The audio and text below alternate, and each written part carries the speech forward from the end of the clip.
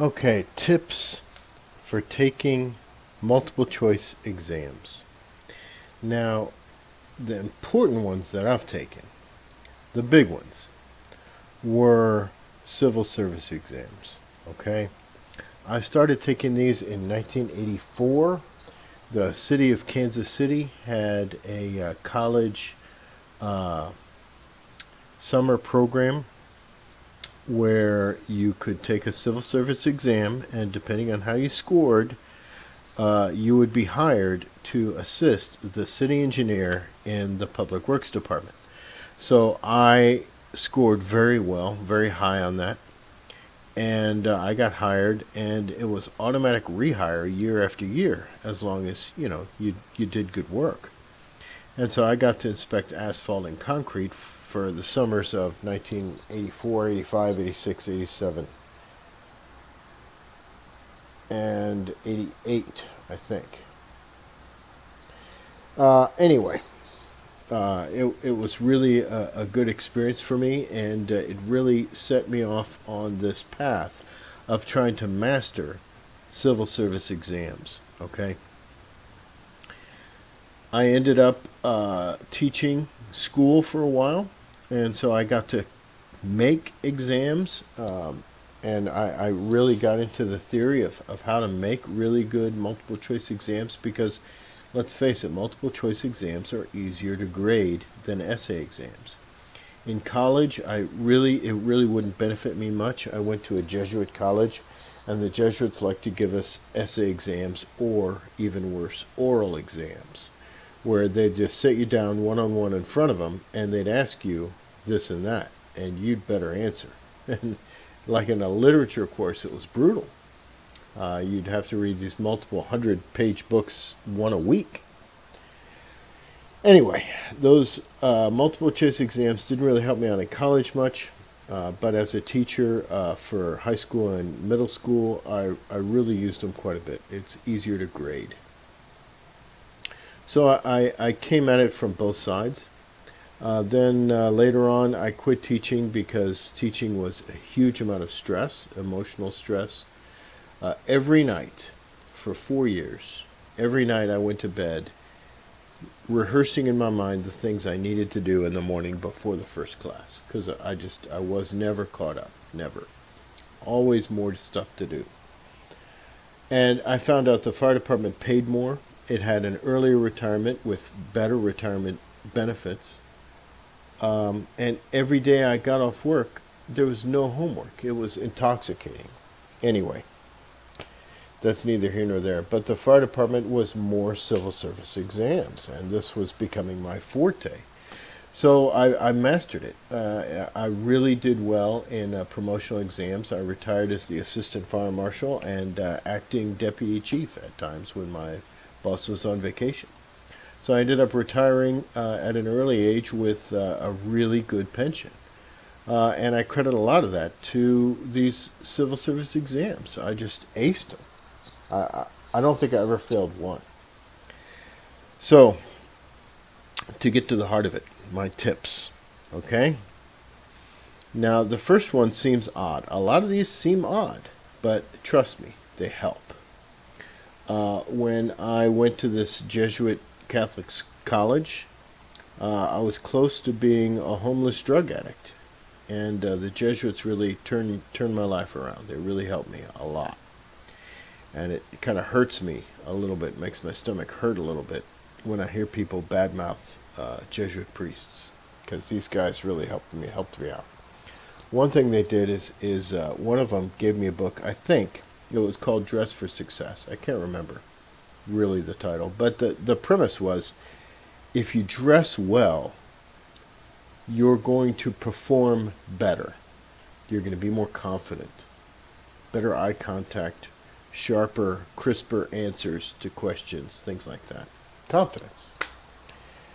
And the Jesuit priest that was telling me this told me that if you dress well, like you're going to a job interview for an exam, you're going to score higher than if you wear sweats and a t-shirt.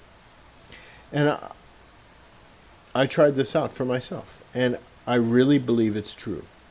So my first tip is dress well, okay? Dress well for the exam. It really helps, all right? Along with that is a little bit of attitude. Go in with a positive attitude.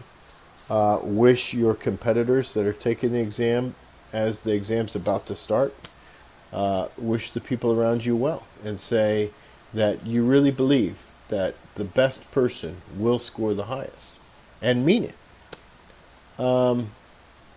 Have a good attitude. Say good luck, everybody. One thing I like to do is to invent a little song.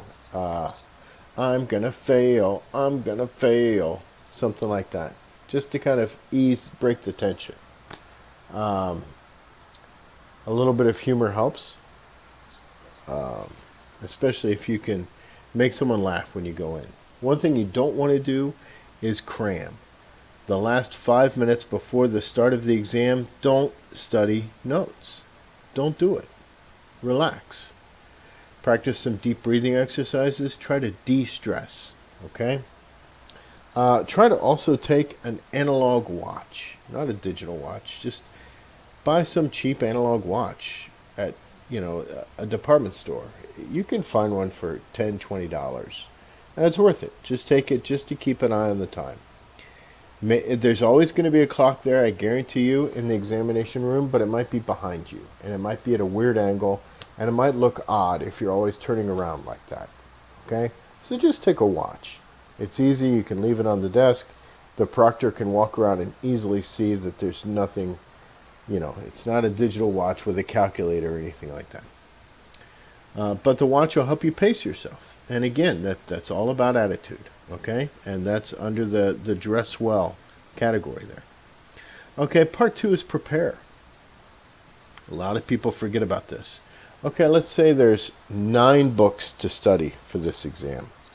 Like in my case, it was a promotional exam, okay? The exam for lieutenant in the fire service. You're going to have all these crazy books, okay? Building construction, management books. A lot of these books are really long and really a lot to study. So take the longest book, the biggest book, and the one you like the least and throw it out. Just don't study it. Don't study it. If there's like 9 or more books, master the other ones. Just focus all your energy on the other ones. Take the book you like the least and just ignore it. Okay? Make notes as you read through these books, chapter by chapter. Write out what the chapter's about. What are the categories in this chapter? What are the subtitles of the chapter? How does it break down? What are the main points in the chapter? What's the author trying to tell you? Pay attention to captions of pictures. And also, a lot of these books have quizzes at the end of the chapter. Man, those quizzes are gonna end up on the test, I guarantee you, because the proctors that make these exams, they're human. They're not going to read all these books. It's probably somebody from Human Resources with the city. They've got to make exams for the waterworks, for public works, for the police department, for the fire department. They're not going to master all that stuff. They're just going to look for easy things that make easy test questions. And captions of pictures and little summaries in the back of the chapters are prime examples of that. Okay? But more important, instead of trying to guess, don't try to guess what's going to be on the exam. That's just chasing your tail. Use these as quizzes for yourself. So go through and find the captions of the pictures, find the summaries at the back of the chapters, and write your own self-test. And then go through and read the book and write your notes out and everything. Study your notes. And then take your self-test, okay? The self-test is going to show you how well you know the material. So let's say you pick up a book on hydraulics, okay, for how to operate the pump in a fire truck, how to pump water through the hose and everything. Hydraulics is a lot of mathematical calculations. Okay, so at the end of each chapter, you're going to have these chapter summaries. You're going to have these little, nice little definitions bracketed in pages and so forth. Just before you read the book, just go through and make a test out of stuff like that.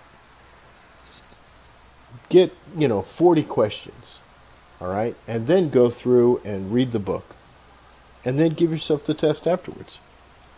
If you score 90%, don't study it anymore. Just put it away. You know it. Okay? Maybe review your notes the day before the test. Go to the other books. Find the books that you score a 40% on your self-test. Study those. Okay? A lot of these books, if you don't study at all and you take the test just cold, even if it's a police test on law, you're probably going to get 40 to 50% right. Okay? So if there's 9 books to study for the exam, and one of them is really cumbersome and difficult for you to concentrate on, just throw it out. You're probably going to get half the questions on that book right anyway. Okay? So just study wisely. Okay? Do self-tests. Select the materials you're going to study. Make your own little self-tests. Use those so you can remember what to focus on, what to continue to study. I really need to study chapters 6 through 9 of the hydraulics book. I really need to study the first 4 chapters of the management book because I missed all my own questions in that part. Okay, so focus on those areas, the weak spots. Don't keep rereading stuff you already know. All right? Now, reading comprehension. When you enter a civil service job, the initial exam for police and fire had something, at least in Texas, called reading comprehension, where the proctor would read like a 7-paragraph little news story, okay? And after reading the story, they're going to tell you to start the test. The first section of the test is going to be all math. The second section of the test is going to be some kind of, I don't know, some other kind of test, okay? And the third part, the last part, is going to deal with those 7 paragraphs that they read. It's called reading comprehension. This is tough, okay, because it's going to be something that you don't know about, some short story, okay? And a lot of people bombed that part. I've seen a lot of applicants that were really promising people that scored 89 on the first part, 94 on the second part, and 60 on the third part. And you flunk it, that's it. You're gone, okay? So how to prepare for this? What you need to do is you need an accomplice. You need somebody to help you, okay? And find a magazine that you hate. One thing that I really liked was People magazine. Not that anything bad about People. I used to subscribe to People, okay? I liked it because it's easy to read. It's short stories, and it's about stuff that I don't really care about. It's not going to get me stressed worrying about it. It's not like politics. It's not like sports where, you really hate a specific sports team and this guy that you know is cheating. It's not stressful. Okay, People magazine is very easy reading, light reading, and the articles are very short, very well written typically. So you can have a friend read you this short story, okay, this article from People magazine, or whatever, some newspaper article. Jot down notes while they're reading it, and then do something for an hour. And then after an hour, have your friend quiz you on that story, okay? Doing stuff like that will help you, all right? Help you practice reading comprehension. What to focus on, what to listen for. That kind of stuff really helps. All right. Now, this one's going to sound weird, but even an atheist that was a friend of mine practiced prayer, okay? Prayer, I asked him, why do you pray before a test if you don't believe in God? And he said, well, it's easy. It's psychology. Prayer and the ritual of prayer, going to a ritual place, it quiets the soul. It just, helps you think better, more clearly. And it works. And so he did it. And I thought that was really interesting. He didn't go to a church to pray. He went to a park, this specific tree, or I forget, but a quiet place in a park. And he would go, and that was his ritual. Okay. So something like that helps. All right. Develop some kind of little ritual to help quiet the noise in your soul. That's the way he put it. Good humor. Okay. Good attitude. All right. Now the best for the last. Okay. This one really helped me, and it's really difficult to do. Okay. When you take the civil service exam, some questions you got right. All right. Put a little pencil mark by the number of the questions you got right. And then the questions that are blank with no number by it, that you're not sure if you got it right or not. Okay, don't guess. Only answer the questions are right. Then go back through and go through the test a second time and focus on those questions that you weren't sure about. All right, now after you go through it twice, you're going to end up with, most of the exams I took were always 100-question exams, okay? So you're going to end up with, let's say, 38 questions that you're not sure about. I'm just not sure. A lot of the times you can eliminate the choices down so that there's only 2 choices left out of 4 or perhaps 5. Maybe it's either A or C. I'm not sure, okay? Now, here's the thing that sounds weird. Okay? It's difficult to do this, but it works. Try to see if all 38 questions that you're not sure about, or 22, whatever the count is, okay, you answered 70 that you're sure about, you're definitely going to pass. Okay, so you can do this with the last 30. Try to see if there's one choice that slices like a knife through all 30. C is one of all of them, except for one, maybe. You definitely eliminated C. You know that one's wrong. Okay. But on the other 29, all of them, guess them all the same choice. Now here's why. If you try to guess each one individually, you can, and possibly you might, miss all of them. But if you guess all 30 of them, the exact same choice, for sure, you're going to get 7 or 8 of them right. Okay? And that's going to bump your test up from, let's say, a 72 to an 80.